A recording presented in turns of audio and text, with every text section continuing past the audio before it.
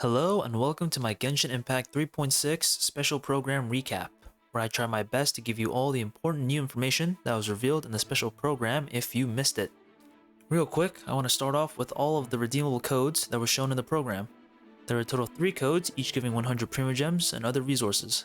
These codes will expire on April 1st at 12 PM noon Coordinated Universal Time, so if you're watching this video on release and have not redeemed the code yet, I urge you to do so quickly.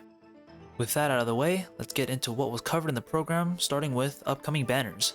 In Phase 1, we will get both Nahida's and Nilu's rerun banners, which is absolutely insane, as both these characters are incredible 5-star support characters.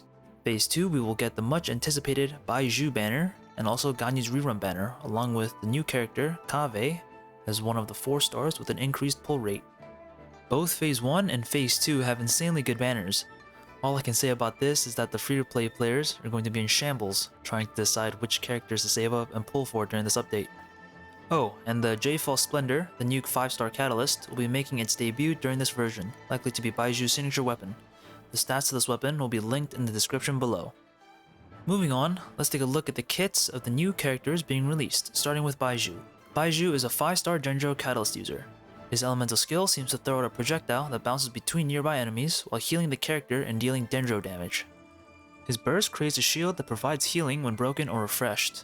The shield also seems to fire out dendro projectiles similar to his skill dealing dendro damage. Based on this ability, Baizhu will likely be an off-field support who heals, shields, and also regularly reapplies dendro to enemies. Baiju's innate talent involves healing the active character whenever they harvest plants while exploring when he is in the team. Next, let's cover Kaveh's kit. Kaveh is a 4-star Dendro Claymore user. His elemental skill creates a field around him that deals Dendro damage, very similar to Ayaka's elemental skill. His skill also causes any Dendro cores within its field to burst immediately. And thanks to one of his talents, the bursting Dendro cores will not damage Kaveh, but will instead heal him. Kaveh's burst infuses his normal attack with Dendro, similar to Noel's burst. Coupling this with his talent that heals him whenever he is hit by a bursting Dendro core, Kaveh will likely be an on-field Dendro DPS that has some sustainability, thanks to the healing he receives whenever he is hit with a bursting Dendro core, which he can do on command with his skill. Moving on, let's take a look at the new artifact sets being released in 3.6. On screen are the 2 new artifact sets and their bonuses. The Nymph's Dream set seems to focus on boosting hydro damage for the wearer. The 4-piece set increases the wearer's normal, charged, plunge, skill, and burst hydro damage and attack stats by a good amount. It is important to look at the last sentence of the set bonus, as it mentions that each stack created by each type of attack exists independently. Could this mean that stacks created by normal attacks only apply to normal attack damage and does not affect burst damage? We will have to find out once these sets come out in game, but let me know what you think in the comments.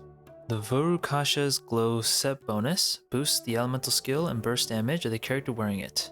It also has the added bonus of increasing said damage bonus by 80% for 5 seconds when the character wearing the set takes damage. You can stack the 80% damage bonus increase up to 5 times, however, since each stack has its own independent timer, in order to take full advantage of this, the character wearing the set will need to take damage 5 times within 5 seconds. If you manage to pull that off, then there should be a whopping 50% increase in skill and burst damage to the character with all 5 stacks. A quick disclaimer, if you've been watching carefully, you will see that this small message is prevalent in all the content we've seen and discussed so far. What we see here may not be the final product, so take all of this with a grain of salt. But don't worry, in all likelihood, there will only be small changes, if any at all, to the content we have just witnessed and will come to see moving forward. Moving on, let's discuss the new events that are coming in version 3.6. The new events have all the usual rewards such as crowns, gems, and materials, but the most notable reward we can expect to receive seems to be a free copy of Faruzan, 4-star animo support. For anyone aiming for the illustrious C6 Faruzan, this is big news. The program teased 6 different game modes in one event. If you want to see a showcase of some of these events, the link to the special program along with the timestamp of the showcase will be in the description below. Another event, similar to the recent Vibro Crystal verification event we had recently, will also be in this update. Here we will fight waves of enemies to earn points, but unlike in the verification event, the boosts and buffs we receive will be randomized. We are also getting an Overflowing Mastery event. Hooray!